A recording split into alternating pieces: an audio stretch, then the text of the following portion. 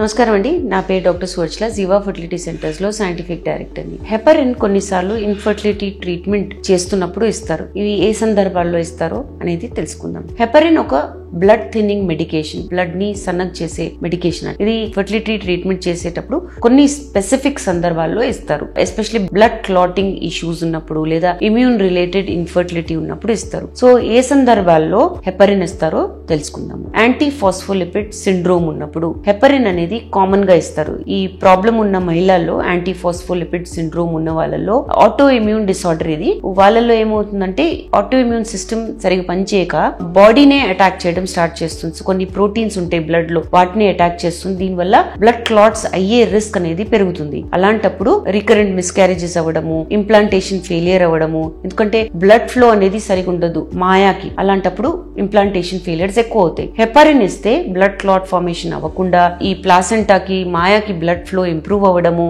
Implantation embryo అనేది అతకడం అనేది బాగా జరుగుతుంది. ఈ హెపరిన్ డోస్ ఇలాంటి సందర్భాల్లో యూజువల్ గా ల్యూటియల్ ఫేజ్ అంటే అండం విడుదల అయిన తర్వాత ఇస్తారు, లేదా ఇమీడియట్ గా ఐవీఎఫ్ లో ఎంబ్రియో ట్రాన్స్ఫర్ చేశాక ఇస్తారు. ఫస్ట్ ట్రైమెస్టర్ మొదటి 3-4 months దాకా ఇది కంటిన్యూ చేస్తారు, మిస్క్యారేజ్ రిస్క్ తగ్గించడానికి. రికరెంట్ ప్రెగ్నెన్సీ లాస్ లో కూడా ఇవ్వడం జరుగుతుంది. మహిళల్లో రికరెంట్ ప్రెగ్నెన్సీ లాస్ అవుతుంది అనుకోండి, అన్డయాగ్నోస్డ్, అసలు తెలియకుండా క్లాటింగ్ డిసార్డర్స్ వల్ల లేదా ఎలివేటెడ్ థ్రాంబోఫిలియా మార్కర్స్ వల్ల ఫ్యాక్టర్ వి లైడెన్ అనేది ఒకటి ఉంటుంది. దాని వల్ల ఉన్నప్పుడు కూడా హెపరిన్ ఇస్తారు. ప్రివెంటివ్ ట్రీట్మెంట్ లాగా హెపరిన్ స్మాల్ బ్లడ్ క్లాట్స్ ని ప్రివెంట్ చేస్తుంది. మాయాలో చిన్నవి బ్లడ్ క్లాట్స్ అవుతుండొచ్చు, వీటి వల్ల ఎంబ్రియో ఇంప్లాంటేషన్ అవ్వట్లేదు లేదా ఎర్లీ ఫిటల్ డెవలప్మెంట్ అవ్వట్లేదు అనుకోండి, అలాంటిది ఏమన్నా ఉంది అనుకున్నప్పుడు ఇస్తారు. ట్రీట్మెంట్ యూజువలీ పాజిటివ్ ప్రెగ్నెన్సీ తర్వాత ఇస్తారు, లేదా ఎంబ్రియో ట్రాన్స్ఫర్ చేసిన తర్వాత ఐవీఎఫ్ లో ఇస్తారు. ఫస్ట్ ట్రైమిస్టర్, సెకండ్ ట్రైమిస్టర్ లో కంటిన్యూ చేయడం జరుగుతుంది. థ్రాంబోఫిలియా లేదా ఇంకేదైనా బ్లడ్ క్లాటింగ్ డిసార్డర్స్ ఉన్నాయనుకోండి,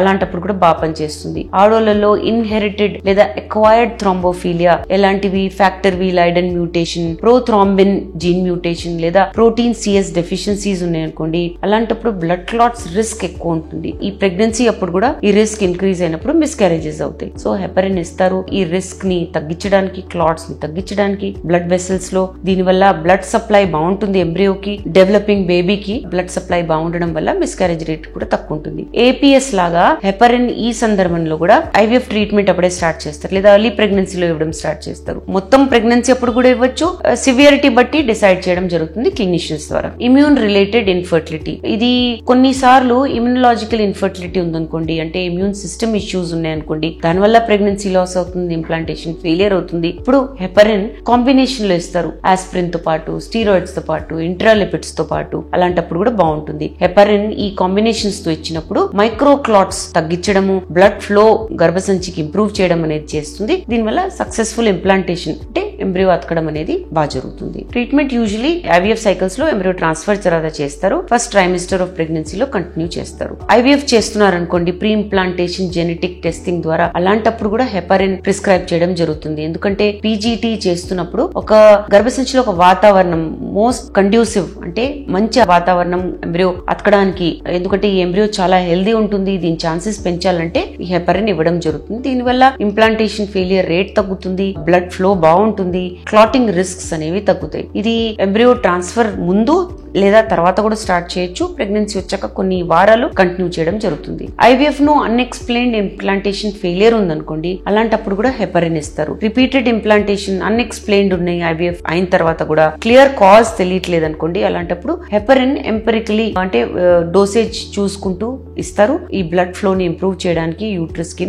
ఎంబ్రియోకి. డోసేజ్ ఇవ్వడానికి ఉద్దేశం ఏంటంటే క్లాటింగ్ డిసార్డర్స్ తగ్గించడము, బ్లడ్ ఫ్లో ఇంప్రూవ్ చేయడము, దీనివల్ల ఎంబ్రియో అతికే ఛాన్సెస్ పెంచడానికి ఇచ్చే ఉద్దేశం ఉంటుందన్నమాట. సో ట్రీట్మెంట్ ఎంబ్రియో ట్రాన్స్ఫర్ కి ముందే స్టార్ట్ చేయొచ్చు, అండ్ ప్రెగ్నెన్సీ వచ్చిన తర్వాత కంటిన్యూస్ గా ఇవ్వచ్చు, లేదా క్లినికల్ కండిషన్స్ బట్టి మీ డాక్టర్ ఎప్పుడు దాకా ఇవ్వాలో అనేది డిసైడ్ చేయొచ్చు. కొన్నిసార్లు హెపరిన్ లో డోస్ ఆస్పిరిన్ తో కూడా ఇస్తారు. ఈ ప్రిస్క్రిప్షన్ లో డోస్ ఆస్పిరిన్ తో పాటు ఇచ్చినప్పుడు వచ్చినప్పుడు చాలా బాగా పనిచేస్తుంది. ఆస్పిరిన్ ఒక బ్లడ్ థిన్నింగ్ ఏజెంట్, దీని వల్ల వాపు ఇన్ఫ్లమేషన్ కూడా తగ్గుతుంది. హెపరిన్ ఏమో ఒక స్ట్రాంగ్ యాంటీ కోఆగులెంట్ ఎఫెక్ట్ పొందిన మెడికేషన్. సో ఈ కాంబినేషన్ ఇచ్చామనుకోండి, హెపరిన్ తో పాటు ఆస్పిరిన్ కూడా ఇచ్చామనుకోండి, ఎస్పెషల్లీ క్లాటింగ్ డిసార్డర్స్ ఉన్న వాళ్ళలో, ఇమ్యూన్ రిలేటెడ్ ఇన్ఫర్టిలిటీ ఉన్న వాళ్ళలో ఇస్తే ప్రెగ్నెన్సీ అవుట్కమ్స్ అనేవి చాలా బాగుంటాయి. సో కాంబినేషన్ థెరపీ కూడా చాలా మంచిది. సో హెపరిన్ ఒక చాలా ఇంపార్టెంట్ మెడికేషన్. ఇన్ఫర్టిలిటీ ని మేనేజ్ చేసేటప్పుడు క్లాటింగ్ డిసార్డర్స్ ఉన్నాయి అనుకోండి, ఇమ్యూనలాజికల్ ఇష్యూస్ ఉన్నాయి, లేదా రికరెంట్ ప్రెగ్నెన్సీ లాస్ అవుతుంది, వివిధ రకాల కంట్రిబ్యూటింగ్ ఫ్యాక్టర్స్ ఉన్నాయి, అలాంటప్పుడు హెపరిన్ చాలా బాగా పనిచేస్తుంది. బ్లడ్ ఫ్లో గర్భసంచికి పెంచడము, మాయాక్ పెంచడము, ఇవన్నిటి ద్వారా మిస్క్యారేజ్ రేట్ ని తగ్గించడము, ఇంప్లాంటేషన్ సక్సెస్ ని పెంచడము, ఎస్పెషల్లీ ఐవీఎఫ్ సైకిల్స్ చేసేటప్పుడు ఇస్తే సక్సెస్ రేట్ అనేది పెంచడానికి హెపరిన్ చాలా యూస్ఫుల్. దీని గురించి ఇంకా వివరాల కోసం తప్పకుండా జీవా ఫర్టిలిటీ సెంటర్స్ కి విచ్చేయండి.